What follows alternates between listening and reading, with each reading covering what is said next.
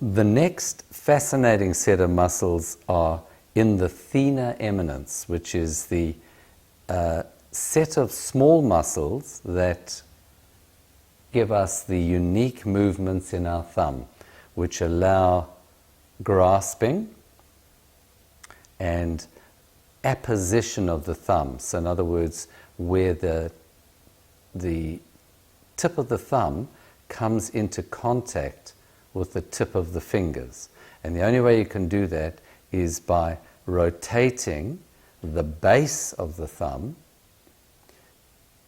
and then you have this pincer grip, which makes the hand an incredibly useful structure for vital things like texting.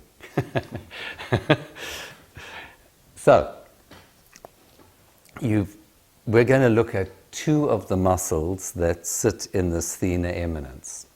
And the one muscle is the adductor pollicis, and the other is the opponent's pollicis.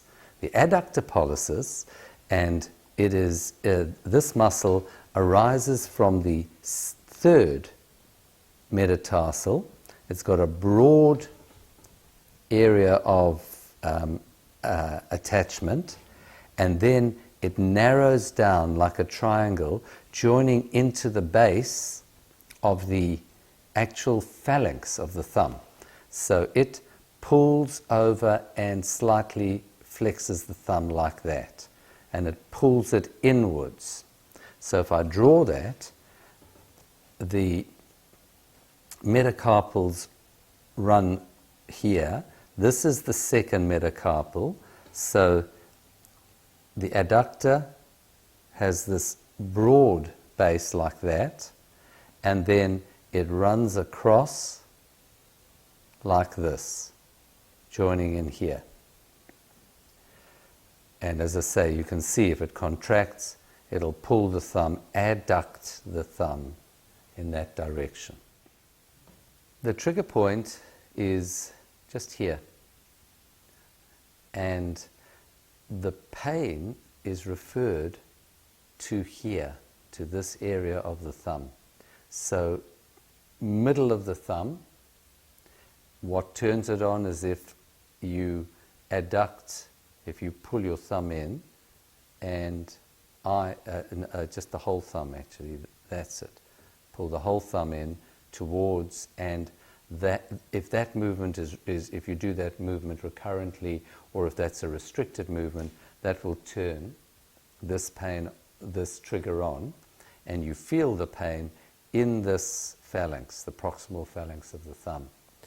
The way to treat the trigger is, because the long axis is in this direction,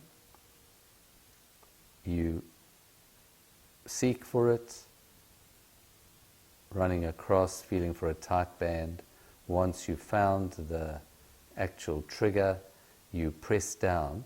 Now, the choice is that you can press down onto the first metacarpal, but I find that it works better to put your thumb underneath the second metacarpal here, so you can push down into the palm, but I find it works better if I push down onto the first metacarpal and compress it like that. So I'm going down and this way. And use ischemic principles, press just to the point of pain, reduce the pressure, slowly increase until the trigger turns off. You use cold, starting on the origin, running it over and running it into the pain zone, 2 or 3 like that, and then the stretch is just straight out. And again, 2 or 3 passes, then relax, then heat, and then stretch again. The next muscle is probably the most important muscle in the thumb, because it is the one that rotates the base.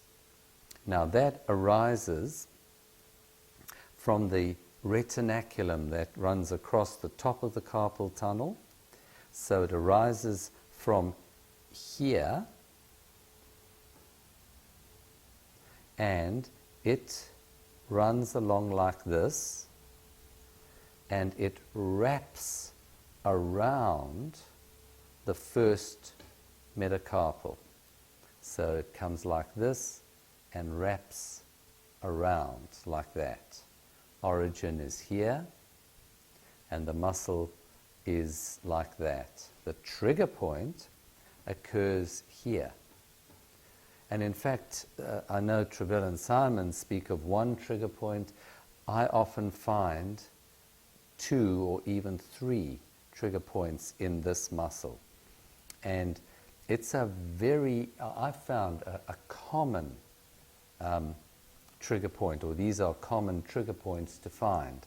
And it originally was called Weeder's thumb. So in people who are manual, who spend a lot of time doing stuff and pulling and pulling and pulling, or doing recurrent work, this is a common trigger to get. The place you feel your pain is down here. So in other words, you feel it over the joint, or you feel it going into the thumb. You don't feel it often where the muscle is.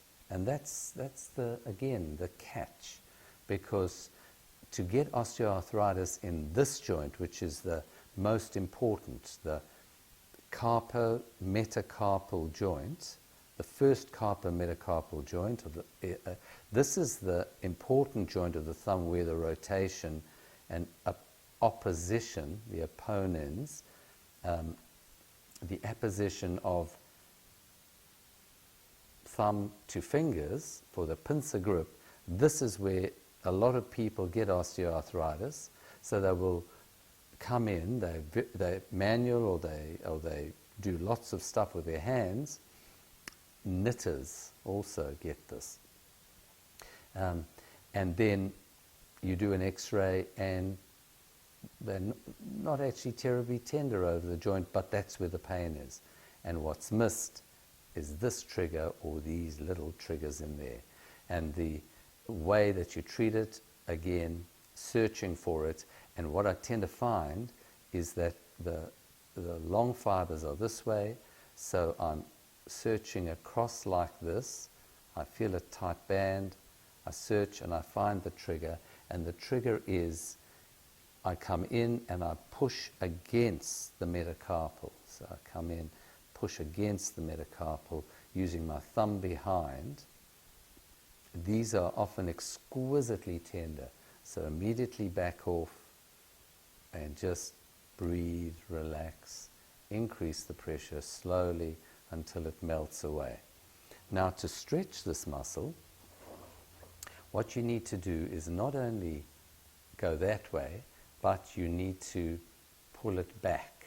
So you can see that I'm taking, I put my hand around the thumb and I'm rotating it, because it rotates this way. I'm rotating the thumb back, and I'm pulling it in a plantar flexed way. Sorry, in a dorsiflexing it. So I'm dorsiflexing, rotating, and pulling back like that. Cold tends to be really effective for this, starting here, running across into the pain zone. 2 or 3 runs, stretch, in the stretch position, 2 or 3 runs again. Then heat, and then repeat the stretch. And there you have it.